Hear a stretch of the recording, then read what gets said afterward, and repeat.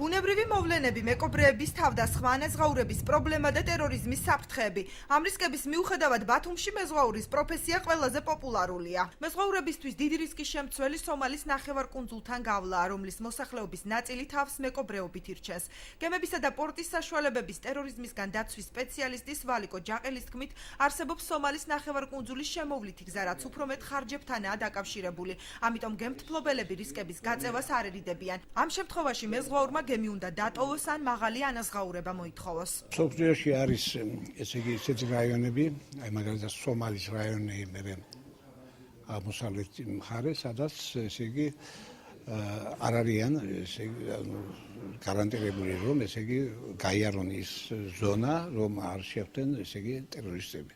ამიტომ ესე იგი მიღებული არის ზომები. აი მაგალითად სომალის ზონაში რო გადიან მეზღვაურები, იქ შეუძლიათ ესე იგი გემები შევიდნენ იმ ქარავანში, რომელსაც იცავენ სამხედრო გემები. ჯუმბერ აბესლამიძე 9 წელია შორეული ნაოსნობის მეზღვაურია და საშიშროების ქვეშ არაერთხელ ყოფილა.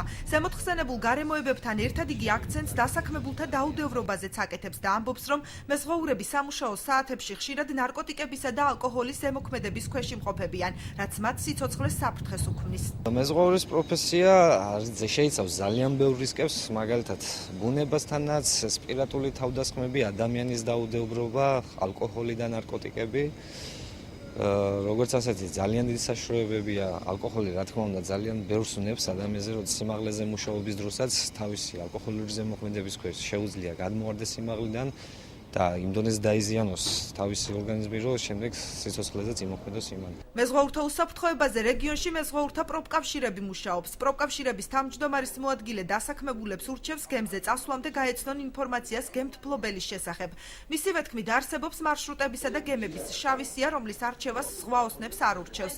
პროფკავშირები მეზღვაურებს შორეულ ნაოსნობაში ხელშეკრულების გარეშე წასვლისგან თავის შეკავებისკენაც მოუწოდებს. არის ძალიან ბევრი კომპანიები, ეს გამოქვეყნებული არ არის დამალული, რომელიც ვერ აწარმოებენ იმ უსაფრთხოების ზომებს ვერ იცავენ, რომელიც საჭიროა საერთაშორისო კონვენციების შესაბამისად. ყველა სასწავლებლის უფროსებსაც და ყველას ვაფრთხილებთ, რომ ადამიანი როცა აპირებს წასვლას, მოვიდეს ჩვენთან, გაიაროს კონსულტაცია. არც თუ ისე იშვიათად განგაშის სიგნალი სოს ადრესატამდე ვერ აღწევს, ამიტომ მეზღვაურები შუა ზღვაში არსებულ უამრავ დაბრკოლებასთან, მათ შორის სტიქიასთან მარტო რჩებიან.